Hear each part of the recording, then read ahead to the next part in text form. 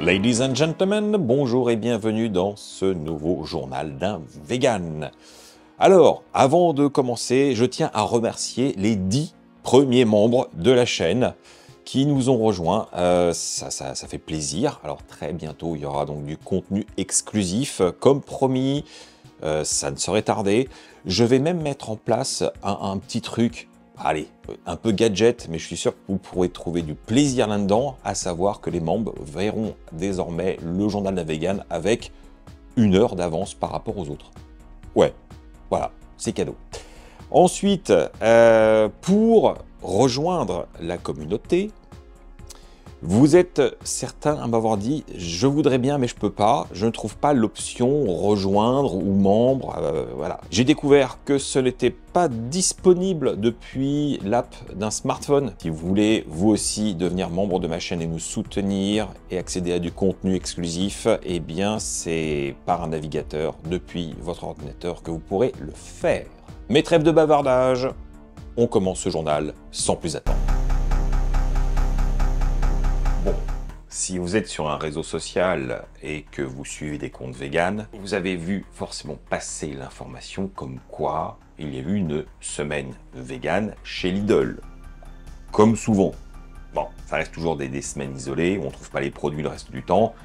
Je me répète à chaque fois que je parle de ce sujet parce que ça m'agace, parce que c'est tellement dommage. Ils ont une gamme de produits qui est plutôt qualitative, abordable, et voire même des produits qu'on ne trouve pas en grande surface de manière habituelle. Donc, ils ont toute leur place et leur légitimité dans le vegan game, à mon sens.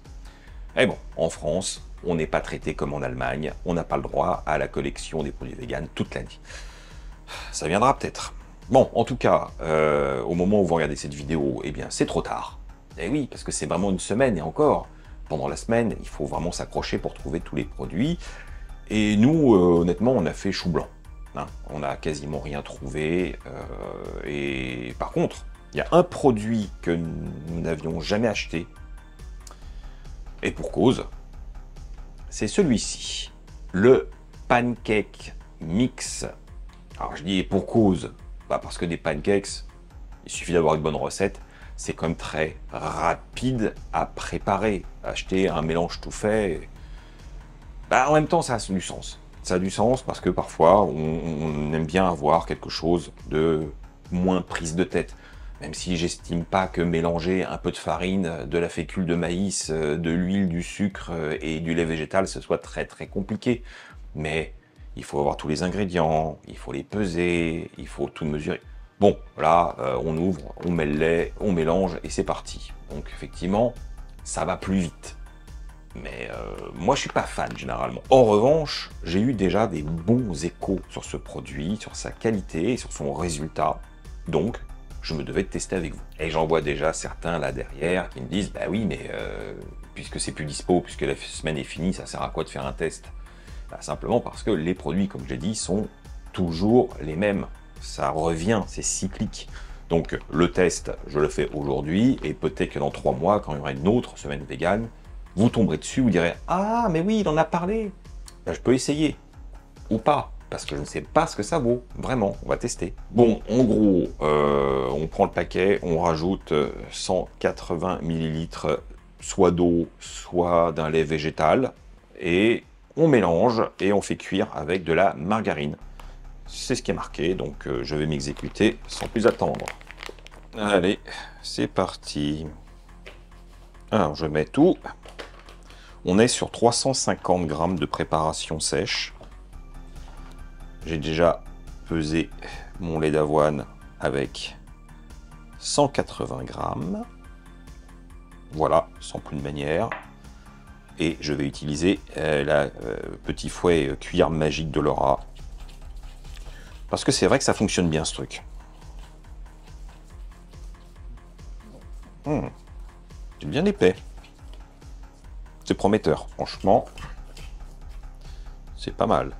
La poêle est chaude, je rajoute un peu de margarine végétale, bien sûr. On va faire fondre. Voilà qui est fait. Bon, alors n'oubliez pas, hein, quand vous préparez des pancakes, c'est comme pour les crêpes, il faut que la poêle soit bien chaude.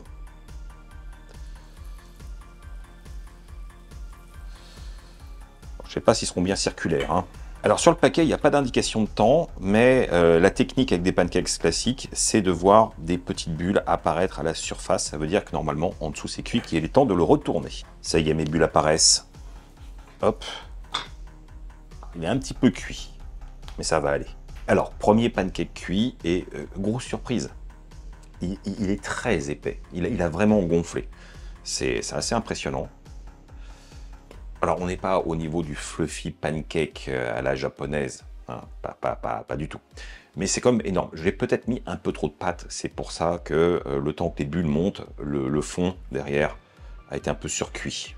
Voilà, ça n'a pas brûlé, mais c'était ultra limite. Donc les prochains, je vais les faire un tout petit peu plus fins. Bon, bah là j'ai fait plus fin, mais ça gonfle quand même beaucoup. Par contre, ma théorie sur le fond un peu trop cuit se confirme. En mettant moins, ça va mieux. Et voilà le travail. Donc, 1, 2, 3, 4, 5, 6, 7, 8. Et le dernier est tout petit. Mais il est là, il ne fallait pas le jeter.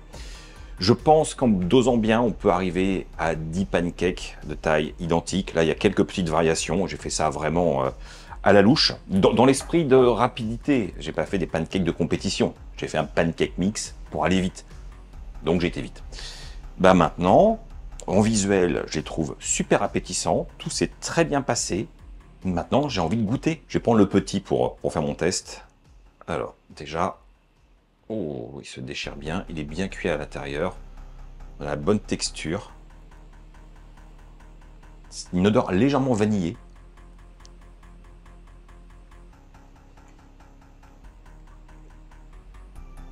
Ah ouais. Je m'attendais pas aussi bien. On est sur du pancake tendre, moelleux, bien aéré, gonflé, avec ce côté légèrement doré à l'extérieur. Bon, là je l'ai mangé tel quel, mais je voulais voir le goût. Effectivement, c'est légèrement sucré avec une pointe de vanille. Forcément, si je commence à mettre une gelée d'orange ou du sirop d'érable ou de la confiture ou une pâte tartinée, je sentirai certainement pas cette note qui est relativement subtile, mais qui donne quand même quelque chose. C'est pas fade. Tel quel, ça peut se manger. Bon, bah, j'avoue, je suis plutôt convaincu. Donc, encore une fois, Lidl prouve qu'ils savent faire de bons produits véganes, accessibles en prix, faciles à utiliser, avec une qualité finale de dégustation agréable. Bref, le seul truc que je leur reproche, c'est que ce soit pas dispo en permanence. Parce que là, je vais admettre, je vous ai fait tout un laïus sur le côté facile de faire des pancakes, mais j'en fais jamais, par flemme. Par contre, j'aurais ça dans le placard. Je pense que de temps en temps, je me dirais, allez, j'ai 10 minutes, pom pom pom, j'y vais, on a des pancakes pour le goûter, ou pour le petit déjeuner, ou pour faire un brunch. Ouais, voilà, je suis faible. Ok les amis, alors aujourd'hui, je vous emmène dans le quartier japonais de Paris, à savoir à côté de la rue Sainte-Anne, le métro Pyramide, etc. Là, on est rue des Petits Champs.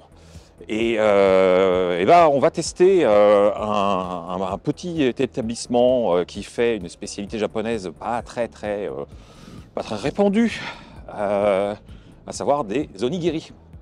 Voilà. Et puis Laura, ici présente, elle a découvert une autre adresse d'un établissement spécialisé dans le matcha. Donc elle veut tester. Donc on va se faire ça dans un instant. Bon, vous voyez le truc à l'angle? C'est là que j'ai décidé de tester des onigiri très réputés. Ils ont une offre végane. Et surtout, il y a la queue. Et ça, il va falloir l'affronter. Donc on y va, on se retrouve peut-être dans 2 heures, j'en sais rien.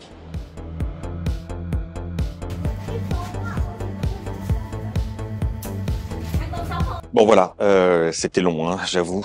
On a bien attendu 20-25 minutes avant de pouvoir rentrer dedans. Heureusement, il y avait largement de quoi faire et tout ce qui était vegan était bien indiqué et on a tout. Par contre, on ne peut pas s'installer sur place. Donc on est au Palais Royal pour déguster tranquillement. Concrètement, il doit y avoir à peu près 7 possibilités véganes quand même. Laura a pris 4, moi j'en ai pris 5. Voilà. Faut compter environ 2,50 € pièce, voire 2,80 € pour des spéciaux. Je me suis fait plaisir. C'est pas petit, donc j'ai bon espoir qu'on soit rassasié. Mais est-ce que c'est bon? La réponse dans un instant. Bon bah voilà à quoi ça ressemble. Eh, c'est pas mal quand même, hein? Bon, alors j'ai essayé de me souvenir de ce que j'ai pris. J'ai commencé par celui-là parce que la couleur est évidente. C'est la version curry. Et là, on voit déjà du maïs et des edamame.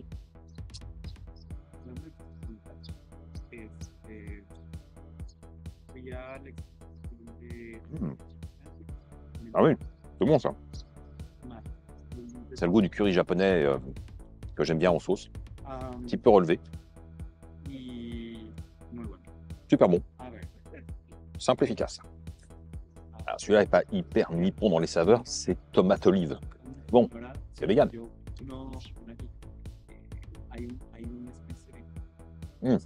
Tomate séchée. Hein. Il y a un petit Roland de Provence, quoi. C'est très bon. Allez, on continue. Ça, c'est la version avec l'algue. Enfin, tous les autres le sont aussi. Et là, on est double algue. On a de l'algue kombu qui est marinée à la sauce soja. Gros. Oh. Et c'est fourré en plus. Faut aimer les algues. Et ça dégage une puissance, un umami, comme j'aime, sans surprise. Alors dans le même esprit, ça c'est la version feuille de moutarde marinée.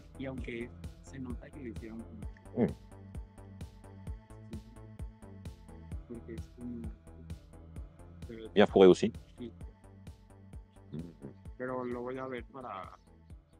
Est-ce que ça a un goût de moutarde? Il y a une petite force, une chauffe. Mais surtout, effectivement, le côté de mariné qui ressort. Une texture de feuille légèrement cuite. C'est assez atypique.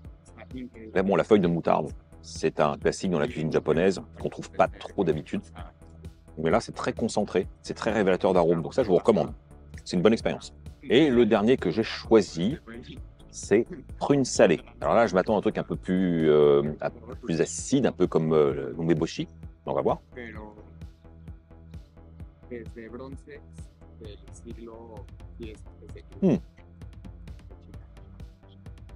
Ah oui. C'est exactement ça. On a le côté salin. On a le goût de cette prune un peu particulière, mais reconnaissable, et de l'acidité. Mais avec le riz, avec l'algue, ça s'équilibre, et c'est puissant. C'est très, très bon. Osez-le. Bon alors, conclusion de ce déjeuner rapide. Eh ben on est très content, vraiment. Parce que c'est très bon, c'est original, ça change du sandwich qu'on mange sur le pouce. C'est roboratif. Alors d'ailleurs, à ce propos, j'en ai pris 5, Laura 4. Je pense qu'un appétit normal, 3, ça devrait vous suffire pour arriver largement à satiété. 2 pour une petite faim, 4 si... voilà, et puis bon bah voilà, 5 quoi. J'aurais pu en manger 4 et être tout à fait content. Bref, autre petit point, la version qui était pas avec la feuille d'algue, c'est du riz complet. C'est un petit détail, mais les autres sont c'est du riz blanc, c'est légèrement fourré. Beaucoup de saveurs, ils étaient tous originaux. Rien à redire. Donc concrètement, j'ai payé environ 15 € et je suis satisfait, j'en ai eu pour mon argent. Et effectivement, dans un quartier comme ça où il n'y a pas pléthore d'options, et ça fait du bien. J'aurais préféré me poser parce qu'il fait un peu frisquet dehors. Mais bon, on va se remettre en route. Maintenant, c'est l'opération matcha.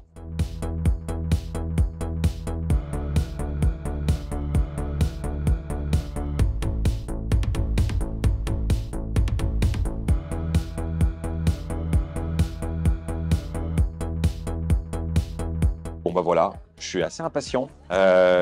C'est un établissement que je connaissais de nom, le Matcha Social Club. Alors, ils ne font que du matcha, certes. Ils proposent différentes alternatives en lait végétaux si vous prenez des lattés. Mais alors moi, je suis un vrai impur. C'est un uzucha, donc la version classique, un peu diluée. Moi, je préfère le koicha plus punchy, mais on va voir. On va voir si c'est bon. Déjà, le nez est très verdoyant, très agréable.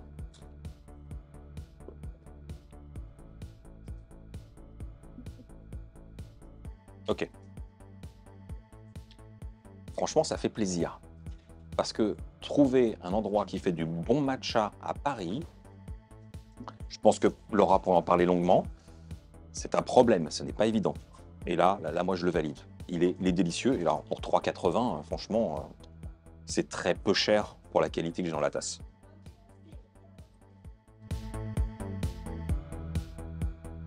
Bon, Laura, elle a pris un latte et froid. Donc, on est aux antipodes de la dégustation. Ça va vous donner donc deux profils intéressants. Bon alors, verdict? Totalement validé. Je suis trop contente.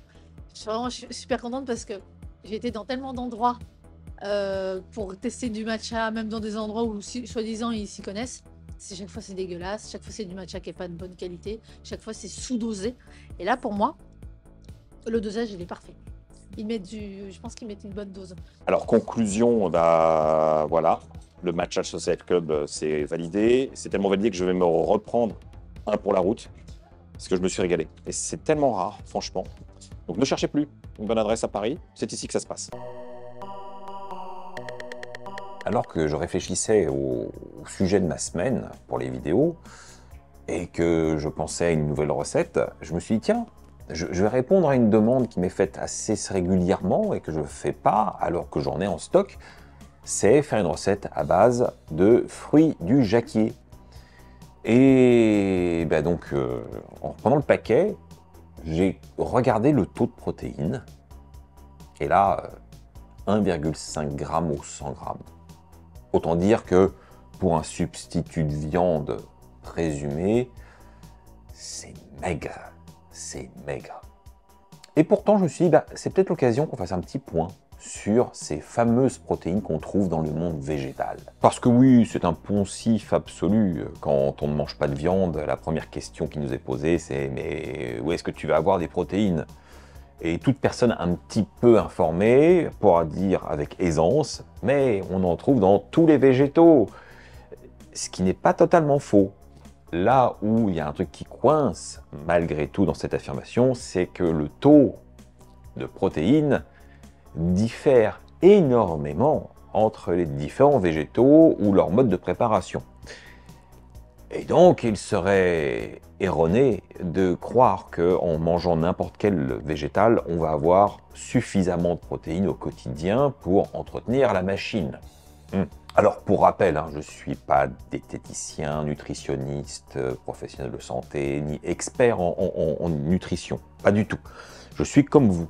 Je lis les étiquettes, je me renseigne sur Internet, et puis à force, ça rentre. Je sais où trouver mes protéines. Mais on va faire un petit point sur ce que j'appellerais parfois des faux amis, parce qu'il y a des gens qui affirment qu'ils ont assez de protéines parce qu'ils mangent tel ou tel ingrédient. On va voir si c'est vrai. Ou est-ce qu'il faut vraiment beaucoup de quantité pour réussir à avoir un taux satisfaisant? Il est commun d'entendre qu'on va trouver des protéines à foison dans les céréales, les légumineuses, et puis de tout ce qui est fruits secs, style noix, amandes. Mais il suffit de se pencher un peu sur des tableaux nutritionnels pour constater qu'il y a des écarts assez conséquents et que tout ne se vaut pas. Alors bien sûr, j'ai fait des recherches sur Internet, sur différents sites qui me paraissaient les plus sérieux possibles. Et là, déjà, on a un piège. C'est que personne n'annonce exactement les mêmes chiffres du taux de protéines au 100 g. Ce qui est complètement fou. Il y a des écarts. Alors parfois, c'est un écart derrière la première virgule de 1 ou 2, donc ça va. Mais d'autres, l'écart, il est large. Il est large. Mais on y reviendra. Donc, j'ai pris pour parti de compiler un peu les chiffres et de les arrondir pour faire un peu une moyenne qui me semble réaliste sur ce qui semble être consensuel. On va commencer par la famille des céréales, parce que là, je pense que on peut tomber des nues quand on croit qu'il y a beaucoup de protéines dans les céréales. Bon, des chiffres, vite fait. Le riz, c'est 3 grammes. L'avoine, c'est 5 grammes. Quinoa, 5 grammes aussi. Le blé brut, c'est 5 grammes. L'épeautre, c'est 15 grammes. Là, ça commence à être intéressant. Mais vous comprendrez bien que le quinoa, qui est vendu un peu comme la graine magique, qui est riche, qui résout plein de trucs et qui apporte des protéines, c'est pas si gros que ça. 5 grammes, c'est peu. Donc voilà, il va falloir manger beaucoup de quinoa. Enfin, idem pour l'avoine ou le blé. Hein. C'est copieux. Il faut des grosses assiettes. Donc c'est pas là-dedans qu'on va trouver un taux de protéines intéressant au quotidien dans nos repas. C'est un complément, on va dire. Mais bon, on va passer à la deuxième catégorie. Là, il y a un peu plus de trucs à se mettre sous la dent. Parlons donc des légumineuses. Ça, c'est un truc qu'on entend tout le temps. C'est « Ouais, mais moi, je mange pas de simili-carné, je mange pas ces trucs-là, mais je mange beaucoup de lentilles, beaucoup de pois chiches, de haricots, tout ça.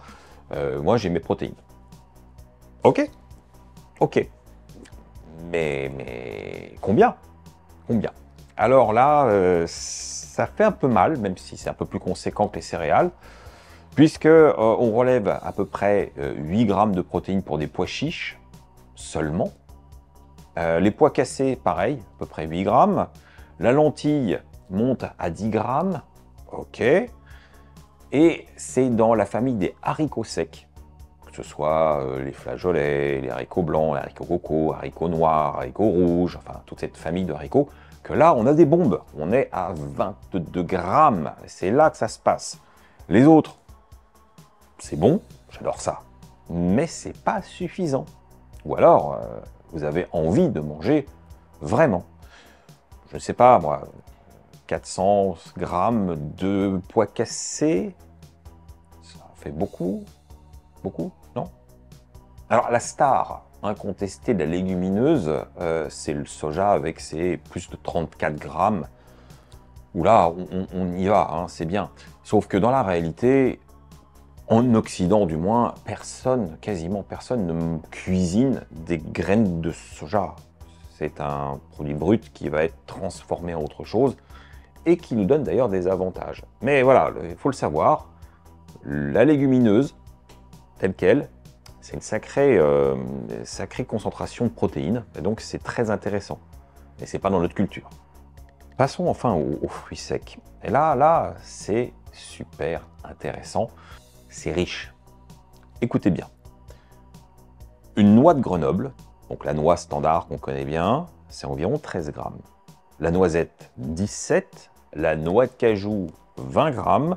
Et l'amande, 21 grammes. Autant dire que ce sont des petits encas intelligents et que utiliser ce genre de noix dans nos repas, c'est super bénéfique pour enrichir. Maintenant, j'ai pas pesé 100 grammes d'amandes, mais j'ai l'impression qu'il en faut beaucoup. Et je sais pas si vous êtes comme moi, mais j'en mange 3-4, je suis content. Plus, je commence à me lasser. C'est pas quelque chose qui m'amuse. En plus, voilà, c'est dur, ça fait travailler la mâchoire. Au bout d'un moment, on se dit oui, c'est bien, quoi. J'ai envie d'autre chose. Donc, je ne me baserai pas que là-dessus pour avoir un apport en protéines intéressant. Mais en petite quantité, par-ci, par-là, dans des préparations, c'est super intelligent. J'ai passé à présent à des produits transformés, et avant d'aller vers ceux que vous attendez certainement, les plus connus, il y en a deux que j'ai isolés qui sont intéressants en protéines et qui sont assez courants. Ce sont les pâtes. La pâte alimentaire standard, c'est quand même 12 grammes. C'est pas rien. C'est plus intéressant aujourd'hui de manger des pâtes que du riz si on cherche de la protéine. C'est à garder en tête. Autre aliment très protéiné parce que issu souvent du soja, c'est la pâte de miso. Là, on isole à peu près 10 grammes. Bien sûr, celui-là, c'est plus un condiment, c'est plus quelque chose qu'on va rajouter. Et voilà, je voulais vous dire, même ce petit truc très concentré, en goût, apporte un petit peu de protéines, ce qui est cool. Et donc forcément, on parle soja, il y a encore beaucoup de choses à dire, puisque c'est souvent ce qui est reproché dans l'alimentation végétale, c'est oui, manger du soja à toutes les sauces, c'est pas bon, c'est pas bien. Là. On attend les preuves du c'est pas bien, parce qu'on a plutôt des études qui montrent au contraire. Mais ça, c'est une autre histoire. Je ne vais pas rentrer dans cette polémique. Le tofu, la star, l'archétype, c'est 14 grammes en moyenne au 100 grammes. Le tempeh, moins apprécié, moins connu, moins commun, mais toujours excellent selon moi, c'est 17 grammes. Et alors, les PST, la protéine de soja texturée, c'est 50 grammes. Ah oui, là, on y va gaiement. Ben oui, c'est un isolat de la protéine de soja, et quand on les achète, c'est de l'air. Donc quand ça se réhydrate, c'est à peu près 50% de liquide, et le reste, c'est de la protéine brute. Donc logique. Ah, bien sûr, je ne vais pas faire l'impasse sur un autre produit transformé issu d'une céréale, à savoir issu du blé, le seitan. Le seitan, c'est 20 grammes de protéines quand même. Ça fait quand même un truc consistant. Comme substitut de viande, on est bien. Et enfin, je vais finir par les choses les plus évidentes. Ce sont les simili-carnés. Les simili-carnés, leur rôle, c'est se substituer à la viande. C'est donc nous apporter des protéines dans un cadre de repas équilibré, a priori. Et là, ça devient compliqué. Parce que j'adore les simili-carnés. C'est créatif, c'est diversifié, il y a des jeux de texture, il y a des trucs qui sont fous. Et je pense qu'on est qu'au début, au balbutiement du simili-carné. C'est un univers que j'adore. Et pourtant, je me dois d'être critique. Les simili-carnés ne remplissent clairement pas toujours le rôle qu'on attend d'eux. Je vais vous donner un exemple qui est assez récent. Je vous ai parlé de nuggets de chez Ikea. Super produit, agréable, bon goût, pas de souci. Mais de mémoire, hein, je crois que c'était 5 grammes de protéines. Ce qui est totalement ridicule. Je pense qu'il est primordial, quand vous voyez un simili-carné, de regarder toujours le taux de protéines et pas juste regarder que c'est bien vegan. Parce que c'est là que ça se joue. Dans l'équilibre de votre alimentation, avoir un simili-carné, il faut que vous puissiez lui faire confiance dans l'apport nutritionnel attendu. Et là, c'est clair que je comprends que certains diététiciens épinglent et pointent du doigt les simili-carnés comme étant des faux amis. Parce qu'ils ne se valent pas tous. C'est vrai, c'est vrai.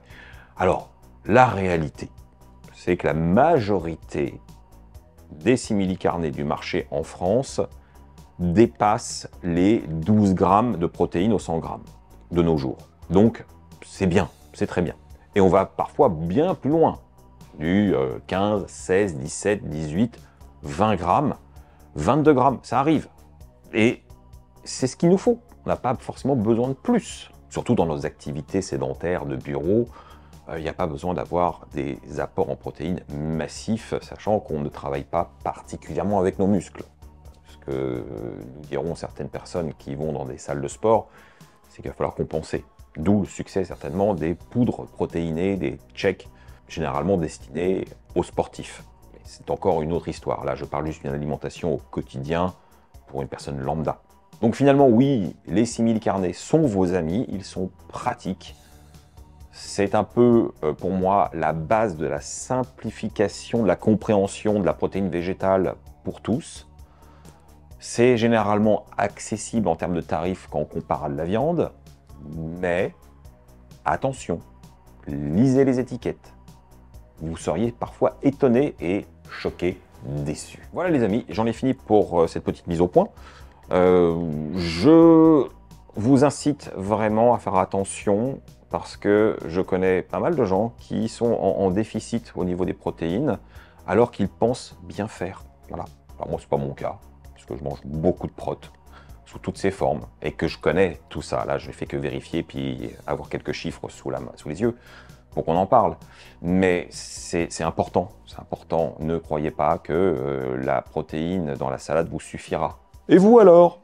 Quelle est votre source de protéines végétales favorite? Celle que vous privilégiez, celle que vous avez toujours chez vous, celle que vous adorez cuisiner? Ça m'intéresse de voir si on a à peu près les mêmes goûts. Très honnêtement, moi, le truc que je cuisine le plus sur la semaine, c'est les protéines de soja texturées. Assurément. Il y a le tofu, il y a le seitan, et ensuite, les simili-carnés. C'est dans cette échelle de valeur. Et puis après, il y a tout le reste. Parce que je mange aussi des lentilles, je mange aussi des pâtes, beaucoup. Je mange de tout. Mais en termes de prot, oui, c'est sûr. Pour moi, c'est la protéine de soja texturée qui est à ma faveur. Et vous alors? Dites-moi tout.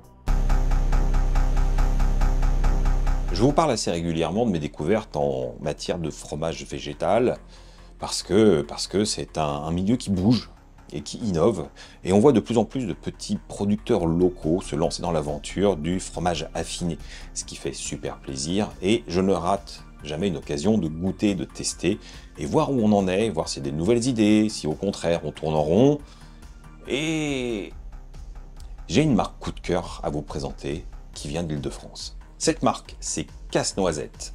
Alors, je l'ai découvert il y a un bout de temps, parce que c'était pendant un Veggie World auquel j'avais participé. Et donc, ça commence à remonter. Il y avait un stand avec effectivement beaucoup de fromages végétaux différents exposés. Et j'ai goûté à l'époque un petit peu. Je suis tombé sous le charme. Mais bon, c'était pas encore bien distribué, et ça valait pas la peine forcément de vous en parler, puisque sa créatrice ne vendait que sur un marché à Paris, donc bon, voilà. Ça s'est développé. Aujourd'hui, les fromages Casse-Noisette, on les trouve chez Aujourd'hui Demain ou chez Mon Épicerie Paris pour Paris, toujours sur les marchés. Et franchement, je trouve que c'est une marque qui gagne à être connue. Alors, pour la petite histoire, il y a une raison si je vous en parle aujourd'hui, c'est que j'ai participé à un événement organisé par la mairie de Paris du 11e arrondissement, qui était une après-midi de rencontre autour de l'alimentation végétale, et j'étais invité en tant qu'intervenant sur une table ronde pour donner des conseils aux commerçants du quartier du 11e arrondissement, entre autres, pour végétaliser leur offre et voir comment ils pouvaient avancer dans cette voie. Super événement avec donc différents intervenants, mais aussi des exposants de produits véganes. Alors, on a retrouvé des grosses marques, style Eura ou La Vie. Voilà, ça c'est chouette. Mais on avait aussi dans les fromages végétaux Tika Affinage et Casse-Noisette, parmi tant d'autres. Voilà, je ne vous fais pas toute la liste. Et donc j'ai retrouvé la créatrice de Casse-Noisette et son mari, on a rediscuté, et j'étais très content de voir l'évolution de son projet et voir que ça prend vraiment de l'ampleur. Et elle m'a proposé de goûter quelques fromages et d'en ramener. Je pouvais pas dire non, Donc, au-delà des échantillons, aujourd'hui, je vais pouvoir goûter un truc que je n'ai jamais testé. Eh bien, nous avons ici le petit Saint-Nec. Alors, oui, ouais. Jeu de mots qui évoque déjà quelque chose. Et je veux pas trop projeter, j'ai peur d'être déçu. Saint-Nec, Saint-Nectaire. Ouais, ça faisait partie des fromages que j'adorais. Mais je suis sûr que c'est pas pareil. Mais ça peut être très bon, parce que tout ce que j'ai goûté était très bon. Alors voyons, on va commencer par déshabiller notre petit fromage. Déjà, on n'est pas sur une croûte qui évoque la teinte du Saint-Nectaire. Mais ça, c'est pas le problème. C'est pas le problème. Un petit pavé. Il est bien ferme. Alors, voyons. Voilà, c'est assez tendre sous le couteau.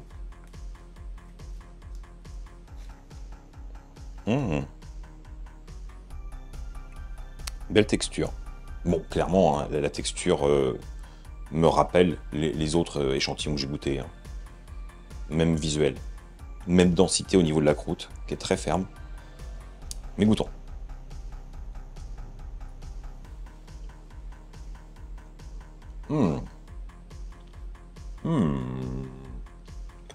Alors non, ça n'a rien à voir avec du Saint-Nectaire. Enfin, une petite note, mais assez lointaine. Mais comme toujours, et je ne cesserai de le répéter, à l'heure actuelle, les fromages végétaux affinés, on essaye de les faire coller à une réalité culturelle qu'on connaît bien finalement, sauf que c'est une erreur. Et là, je suis pas tombé dans le piège en me projetant absolument au livre du Saint-Nectaire. Il y a une évocation de nom, mais je fais pas attention. Je le prends pour ce qu'il est. Et c'est là que c'est sublime.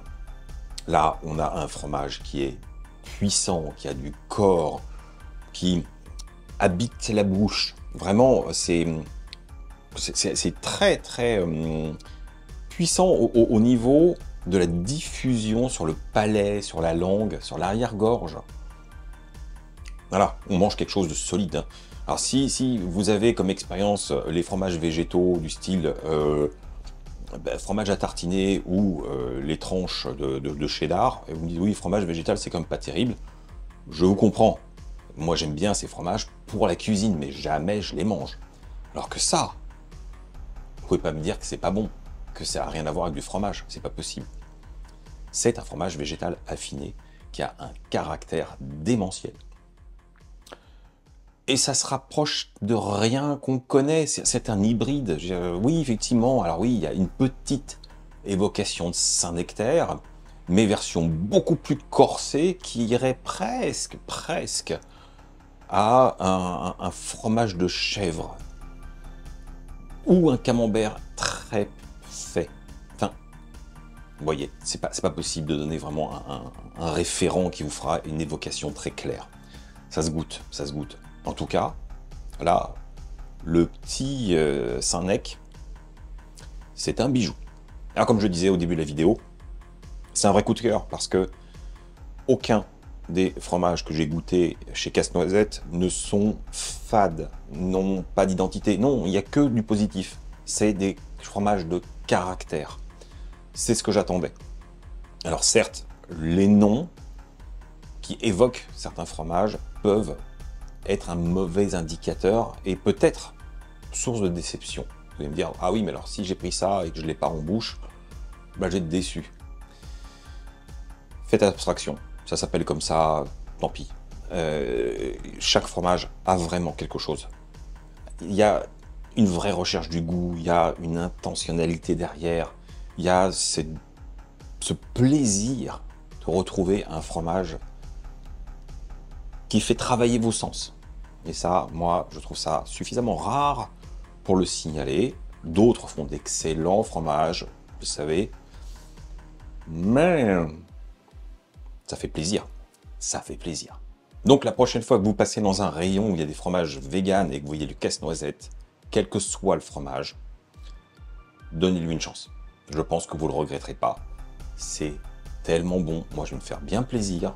Et je vous souhaite d'en prendre tout autant si vous en avez l'occasion. Bon, c'est vrai que ma chaîne n'a pas vocation à ne faire que la promotion de production de séries coréennes. Pas du tout, pas du tout. Mais quand je tombe sur des petites choses très intéressantes, comment voulez-vous que je fasse autrement que de vous en parler? Pas trop le choix, pas trop le choix. J'aime le partage. Et alors là, je suis tombé sur une série d'horreur coréenne, bien sûr, sur Netflix, encore une fois. Et son titre est La créature de Gyeongsang. Alors, Gyeongsang, c'est l'ancien nom de Séoul pendant la période de l'occupation japonaise. Et pour cause, l'action se passe en 1945. Et je vous ai dit, c'est une série d'horreur. Et pas qu'un peu. Les images sont plutôt gore quand c'est justifié, c'est crade, c'est pesant. Et à la fois, il y a un peu de légèreté. Enfin, c'est très équilibré, comme toujours. Mais quand c'est dur, c'est très dur. On est sur une histoire d'une expérience scientifique menée par des médecins japonais sur des prisonniers, sur une base de recherche bactériologique, et ils transforment quelqu'un dans quelque chose. Il va s'en suivre toute une histoire de recherche de personnes disparues menée par un notable coréen et une détective indépendante. Et ils n'ont pas trop le choix puisque leur vie en dépend. Je vais m'arrêter là dans la description de l'aventure. On est proche dans cette histoire de choses réalistes, parce qu'il y a un mélange entre la fiction et l'histoire de l'armée japonaise avec la fameuse unité 731. Je vous laisse faire des recherches, si vous avez le cœur bien accroché, mais c'était clairement une unité médicale qui avait pour vocation de faire des recherches bactériologiques pour l'armée impériale japonaise et qui s'est livré à des exactions inhumaines, mais vraiment. Si vous êtes curieux, cherchez, mais de toute façon vous allez avoir justement des échantillons dans la série. Alors oui, c'est vraiment pas une série pour tout le monde, bien qu'elle est bourrée de qualité, avec très bons acteurs, une belle réalisation. Les effets spéciaux dans leur ensemble sont très qualitatifs. Peut-être qu'on pourrait dire que la créature, bon, on voit que c'est un peu de l'incrustation, mais honnêtement, vu la tension, vu l'ambiance, ça passe tout seul, C'est pas ce qu'on retient, hein, c'est pas choquant. Bref, je recommande cette série, certes, mais uniquement si vous êtes un peu friand de ce genre d'univers, parce que sinon, non, n'y allez pas. Il y a d'autres séries très chouettes, même sympathiques et rigolotes. Chacun son humeur. Et nous voilà en cuisine. Alors, cette semaine, avant, je vous ai parlé du problème des protéines, enfin le problème des informations. Et je soulevais que, voilà, c'est le fruit du jacquier qui me fait penser que ça valait le coup d'en parler. Et pourtant, je persiste, je vais en faire, parce que j'en ai, il faut bien l'utiliser. Et que vous m'avez demandé, certains d'entre vous du moins, à plusieurs reprises, comment cuisiner le fruit du jacquier pour en faire un truc de bien et de bon. Eh ben, c'est assez facile. Je vais vous montrer une petite astuce. On va faire une recette simple, gourmande, mais bon, pas protéinée, quoi.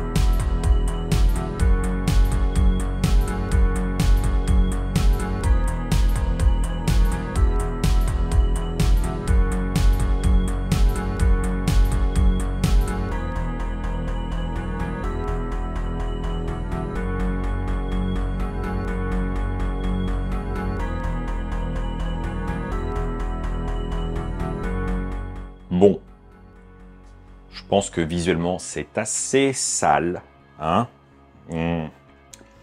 Ça sent très bon. Alors j'ai voulu aller dans un esprit un petit peu pulled pork avec cette sauce un peu barbecue et les inspirations bien sûr. Alors j'ai fait à ma sauce, mais j'ai hâte de découvrir le résultat. Voilà. Alors double cheese, confit d'oignon à la moutarde.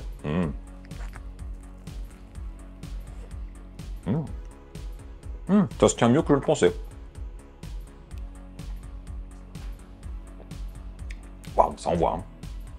On est sur des goûts très francs. Alors, ce qui est très intéressant, forcément, avec le fruit du jacquier, c'est cette texture, cette fibre qui se détache, un peu comme un effiloché de viande, en fait, hein. C'est ce qui donne ce truc, cet attrait, cette tendance autour du fruit du jacquier, parce qu'effectivement, c'est très carné comme mâche. Mais bon, voilà, c'est un petit peu une illusion. Heureusement, c'est bon, et je pense que c'est rassasiant. Donc là, j'ai le goût de l'oignon avec la moutarde, le sirop d'érable, les petites graines de fenouil, ça c'est très vivace en bouche, et ça coupe bien avec le côté plus capiteux de la sauce qui a fait cuire l'ensemble et réduire avec le fruit du jacquier. C'est très très bien. Et puis bon, oui, bon, les tranches de fromage, j'en avais 4 à finir, je les ai glissées dedans, je me suis dit, double cheese, pourquoi pas. Bon bah voilà, j'ai répondu à la question, comment bien cuisiner du fruit du jacquier, je pense. Il y a plein de façons de faire, mais dans tous les cas, on revient toujours à cette idée d'avoir une sauce nappante, quelque chose qui va faire mariner, parce que le fruit du jacquier tel quel, c'est pas très savoureux, ça n'a pas beaucoup de parfum naturel, c'est fade, donc il faut envoyer, il faut vraiment nourrir la fibre pour que ça révèle quelque chose et que ce soit super bon en bouche. Bon bah voilà, c'est la fin du journal. Et oui. Alors, avant de se quitter, je tenais à remercier tous ceux qui m'envoient en message privé ou par mail parfois des liens vers des actus potentiellement traitables pour la revue de presse vegan. Il y a de quoi faire. Alors, il y a des choses qui sont peut-être un petit peu trop de niche, mais n'hésitez pas. Dans tous les cas, je suis preneur. Pour moi, c'est intéressant. Et puis, je suis obligé de faire un peu le tri. Donc, merci à vous, continuez. C'est ça, vous êtes un réseau d'espions qui me rapportez des informations. Sinon, j'espère que vous vous portez bien. Et puis, bon, la totale, comme d'hab. Ah oui, aussi, on m'a posé une question. Je reviens à ça, parce que j'ai pas répondu. Est-ce que ça vaut le coup de continuer à me soutenir sur Tipeee? Ou plutôt devenir membre de la chaîne? Voilà. Alors, ça dépend de ce que vous voulez faire pour me soutenir financièrement, selon votre budget, puisque le ticket d'entrée pour être membre, c'est 2,99 €. Sur YouTube, c'est comme ça. Et alors que, voilà, Tipeee, c'est 1 €. Aujourd'hui, faites comme vous voulez, mais ne soyez pas partout, hein, ça ne sert à rien. Et sur ces belles paroles, je vous donne rendez-vous la semaine prochaine pour de nouvelles aventures. Tchuss!